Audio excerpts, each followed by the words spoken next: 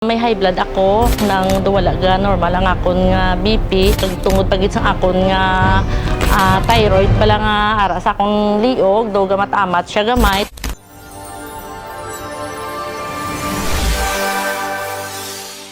Ako gali si Imelda Molita sa taga Tinihaban Uno, nag-edad sang 53 anyo subong. Sa una may high blood ako nang wala ga normal ang akon nga BP. Tungod sa Santa Barley nga ginagda ako sang akon amiga nga upod ko man sa ubra, ginpatry niya ako sang Santa Barley nga mag-inom, gintry ko man. Tidito na batyagan ko nga kanami isang epekto sang akon lawas.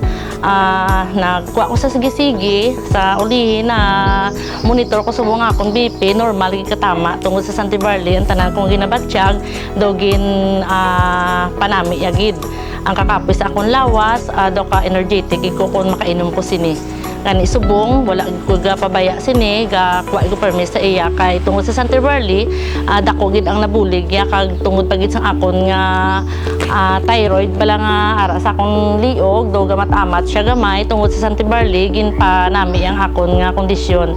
Thank you sa Santa Barley, the best yun para sa akon. Thank you.